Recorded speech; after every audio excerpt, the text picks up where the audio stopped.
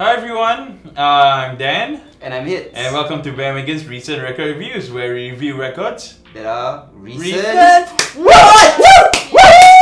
Anyway, we got Del with us today. And if you didn't know, Del is actually the OG of Bandwagon. She actually started the editorial site that we now have on Bandwagon. Without her, there will be no us. And we won't have jobs. Yeah. So thank you, Del. Wow. Thank you. So much responsibility. Today we'll be reviewing 3 albums as usual, and 2 of them just happen to be from Singapore. So the first one we're going to review is actually from this post-hardcore band called Tacit Aria. Yeah. Now Tacit Aria is a band that has been around since 2008, and while they've played many shows, they've only released a few singles online, so this is actually their first full-length collection of songs. Yeah, actually now it's 2016, it's been 8 years already, so Hizir, what do you think? Yeah, as Dan mentioned, this has been a long time coming for Tacit Aria fans, and I think if you are a Tacit Aria fan, you're definitely going to love this album. This is exactly what you would expect from the band, although I do have to say, it might sound a bit dated these days because it is post-hardcore, but post-hardcore is post-hardcore. I mean, that's the sound, what you're going to do. And for a post-hardcore album from a good post-hardcore band, I think this is a solid effort. They are kind of like identified as prog metal, which I don't agree with at all. They're just like a standard post-hardcore band, which there's nothing wrong with that. The scene is great and it's actually going really strong here. Yeah, I think it's a really solid effort with like a healthy dose of like vocal melody from the lead singer Zahir Latif, on top of all the chaos that's going on. So I dug it for what it was. Yeah. What did you think? Okay, well for me, Hizir had a good point regarding about post-hardcore, because a lot of post-hardcore bands that have like sprouted out over the years have generally sounded post-hardcore. Yeah. Like the sound has definitely been defined, but for me, I guess like the song is, in terms of the songwriting, it definitely does not make them stand out as a post-hardcore band. So even though they have that sound, there was nothing particularly unique about this album. The elements which they added in, if it's the fast chugging guitars or the synthesizers which sounded quite misplaced at times, it just sounded a bit of a mess, but at the same time you can tell there's a lot of effort, and at least it wasn't a lazy album, that's for sure. Yeah. Del, what do you think? Yeah, like I feel like the sound, but you can't fault the sound for being dated because it is like, you know, the genre itself. So for me, I feel like if you're a fan, this is like fan service. So they've been around since 2008. So the fact that they're putting up an album, it's a good effort. It's not the best album, but yeah, great work. So in conclusion, I think I would rate this album 7 out of 10. I think I enjoyed it a lot more than my colleagues did, but I feel like I would have enjoyed it a lot more if it was maybe 8 years ago. Yeah. It is what it is, and I think it's really solid. Yeah, I think this album follows a lot about the typical textbook tropes which post-hardcore tends to fall into at times, and generally I just didn't enjoy it very much, but at the same time you can tell there's a lot of effort, and at least as an album as a whole you can tell it's crafted pretty well, but overall I'll give it 4 out of 10. Yeah, I'll give it 5. It's not a mess, but it's a good effort. Yeah. Thanks. And the next album that we'll be talking about is by Pixel Apartment, and this album is also a long time coming. This is the project of one Jordan Chia, and the Pixel Apartment project has actually been around for 7 whole years. Despite that, this is actually his debut full-length album. We've known Jordan and Pixel Apartment as usually a one-man project, but this time he's gotten cool party trick as well. pretty cool party trick, like so multitasking. Yeah, something under. Yeah. I know. It actually confuses my brain a bit. Yeah, I know. Seeing him do it, it's pretty impressive Yeah, to see him do it yeah. live. Well, anyway, like he's actually gotten like a few other band members on 3 girls. One girl on backup vocals, another girl on violin, and another girl on cello. So he's trying to go for like a lusher instrumentation, making it like I guess bigger and lusher. So this will be like a chamber pop indie electronic folk kind of album, which we all know that Pixel Apartment does. How does this stand out from his live shows? Well, we'll find out. What do you think then? Honestly, not a fan of this album at all. I think that overall as an album it was very messy because he was trying to tackle all these different styles and it just come across as very half-baked. Some of the songs you can tell he was directly inspired by a lot of artists out there, and these songs itself sound like blatant like imitation, to be honest. Like so, especially like the first track, like honestly listening to it I'm just taken back to 2007 when Jason Mraz did the ukulele song. Right. Yeah, so the thing is, I can actually admire the musical ambition of the album. The thing is that he tries to tackle too much and to squeeze it onto one album, it comes across as totally unrefined. He tries to do a ukulele in one track and tries to do like mid-2000s electronica on the next track, and it just doesn't work in an entire album. And the lyrics itself, like he tries to reach for this saccharine idealism which we thought we passed as teenagers already. So I just think that, you know, it's probably gonna reach to a very limited audience, and you know, honestly, I just can't enjoy the album at all. Yeah. That's fair enough. Yeah. What do you think though?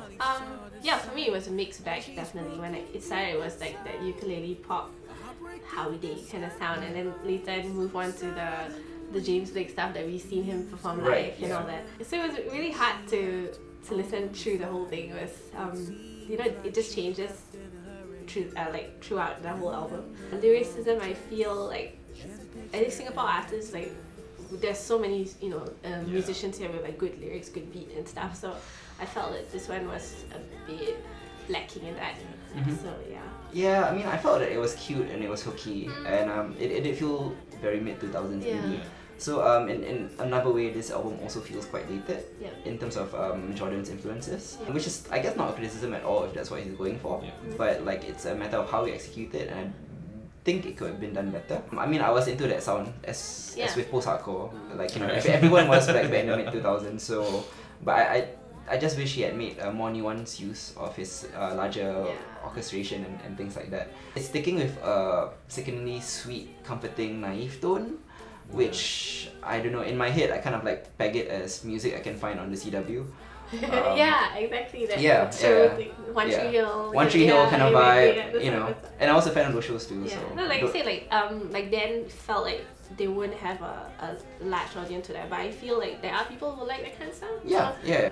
You might even find like a larger audience than Dan thinks, because like this sound is pretty big and people are still into it. It's very commercial, so exactly. I don't know, yeah. As it stands, this is a simple album, and sometimes simple pleasures can be pretty amazing. But then again, we are talking about the album though. That's like true. that's the songs you guys are talking about is like pretty much like the first 4 tracks. That's like true. it goes in a completely different direction later on, exactly. until the point where you have no idea where he's going, because like the tone of the lyrics just goes in this very weird outsider direction, whereas like the first few songs are very personal. So which is why the audience would be limited, because like at most they'll probably pick out the songs, but he's selling it as an album. He hasn't released any singles. And then towards the end it will probably I mean, like, I feel that like there are little bright sparks here and there, but like in large swaths it kind of fizzles. It's hard to say what Jordan was trying to accomplish here, and ultimately the grass is greener now is, I guess, well varnished and technically quite sound, but it could have used a bit more spit and shine on it. Yeah. Like I feel like he should have like ruminated on this a bit more and made it a bit more cohesive. I don't know. That's the way. So in conclusion, what are your scores? Okay, for mine, I will probably have to give it a 3 out of 10. Yeah, to give it a 3 as well. Yeah, I'm giving it a 5. It's a pass, but could be better. Could be better. Okay, and the third album we'll be talking about is Savage's new album, which is Adore Life.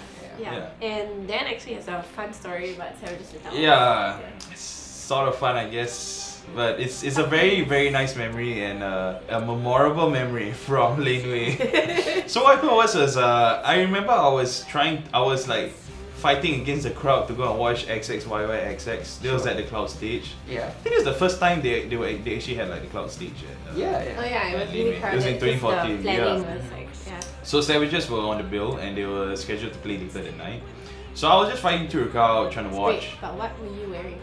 Oh yes, yeah, that's important. I was actually wearing an Adventure Time t-shirt, and it was... Puppies. Was it puppies? No, it wasn't puppies, it was bacon pancakes. Yes. It was bacon pancakes. I was wearing that on that day, and I was walking inside. And then this Caucasian lady like just gawks at me, and like she just stands there, and then she just keeps looking at me. And I'm looking at her, I'm like, she looks really familiar. So then like she was like, hi, can I take a picture with you? and then I was like, okay, yeah, sure. Just thinking that. I was like, It was actually the Savages drummer. So after she took the picture, I was like, hey, hi, well, I can't wait to see you guys later, because I was at the time like Savages, I was really big fan about the album. So I think I had their vinyl there with me. I was actually hoping to get it signed by them, because usually Laneway artists would be walking around, and there she was. I did not have my marker with me, and my friend was next to me, and she's a photographer, and she was like elbowing me, Dan, you want to take a picture? Yeah. But the whole time I was talking with her. Right. So she was gonna rush off already. So I was like, okay, can I meet you after the show? Then she's like, yeah, come find me after our set. So I was like, okay.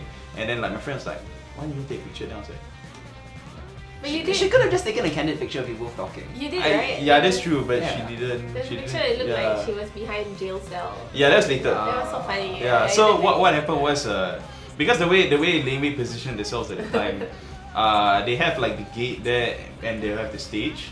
So if you want to meet any of the artists, if they're not gonna come out, you're gonna meet them through like a gate. So it looks like they're imprisoned inside. After the show, she was hanging around there, gonna meet her. She's really nice. Passed her the LP to sign. She got the whole band to sign. She even brought out the bassist to come and see the T-shirt. Wow. So it turns out the band was actually big fans of Adventure Time. Nice. And my friend was with me and she was wearing a Boningen T-shirt. Sweet. And Savages are really tight Boningen as well. Yeah. So in the end, like collab album as well. yeah, exactly. So like in the end, we just bonded over Adventure Bonus Time and points Boningen. everywhere. Amazing. Yes. Amazing. Bonus points everywhere. Can you imagine like in the like personal Facebook, Instagram somewhere, there's a picture of you wearing like the Adventure Time shirt? I hope so, but Do you maybe ever try not. finding it? No, I've like she has an Instagram account. I don't think it was there, but I'm on her phone, so that's good enough. You're on her phone.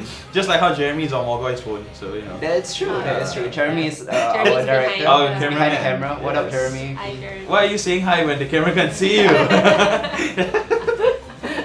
Oh, But anyways, like onto the album. Onto the now. album, yes. Okay, so Nice. now. Cool story.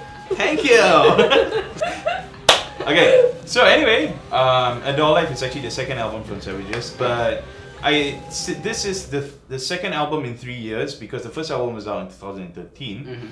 But in between then, they've been really busy and prolific. They released a few collaborative albums. One is Boningen, as we mentioned. Boningen and another band called A Dead Forest Index, and they released a live album also. I think that was called Dream Baby Dream and Fuckers.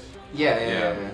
So they've been busy all the while, so they have not been like on a hiatus, especially since the first album was riding upon a lot of hype and And especially in the US and the UK. So the comparisons and all yeah, exactly. Because the first album was a very inspired album. We could pick out like influences by Joy Susie and the Division. Banshees, Joy Division, and Drive-In or so. So this album is actually the very crucial one because this is where they will need to establish themselves Definitely. as Savages and not just a band that's inspired by all these other bands. Oh, for sure. And a sophomore slump is always a danger with a band that hype. Yeah. Exactly. So, Hitze, what do you think?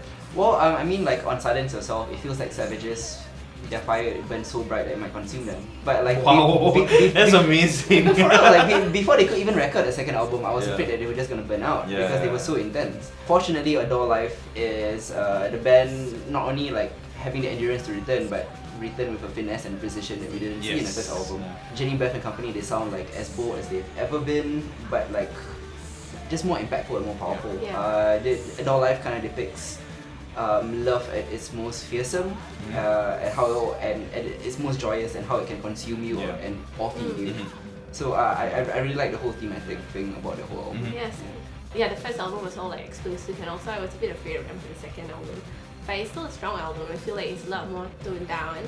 But it's still it's really powerful. I like it. Yeah. It's the song Adore. This Adore, was my yeah. favorite track.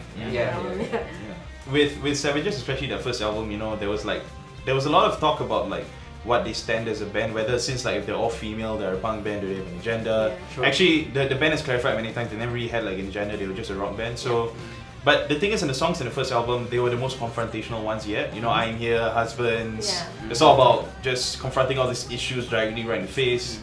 This album is more about confronting more of these personal issues that they have, especially. Internal, not external. Exactly, yeah. And I feel that this album is a lot more agenda driven, but not in the same political kind of way that people are expecting from them. Yeah. And in that way, they've definitely refined their sound and definitely established themselves as definitely one of the more exciting rock bands out there right now. I agree. Yeah. So I think they've done an amazing job with the album, and all the songs sound great. There are definitely not many standout singles, you know, compared to like the first Like album. a slow burner. But Yeah, it exactly. Works, yeah. As an entire album, it works very well. Even some of the songs individually work very well as well. So I just think that is a great album and and they definitely pulled themselves out from the sophomore slump. I guess in conclusion that like in Silence Yourself, the ferocity felt like a bit of a barrier to some people who kind of turn off by it. Yeah. But like the emotional range here is it's greater, and I really like that there's like a better range of moods and what they're talking about. So I'm gonna rate this an 8 out of 10. I feel like it's a very, very strong album. Very solid, very cohesive. I'm actually might even like it more than the first album. Yeah, It's possible. It's real grower. Yeah. Definitely giving it an 8 because like when the first album came out, I actually like didn't get it. Me and Dan had a lot of discussions about it, but this one definitely was a Actually, I was initially gonna go with 7.5, but I think after talking with you guys, I was like, no, actually, I'm gonna give it 8 as well. So triple eight. Triple eight. That is lucky number. yeah. It is. Chinese New Year. Chinese New Year. What up? So if you have any other albums that you want us to review, please do let us know in the comment section down below. And thank you for watching so much, and please subscribe. Peace. Peace. Peace. Peace. Peace. Peace.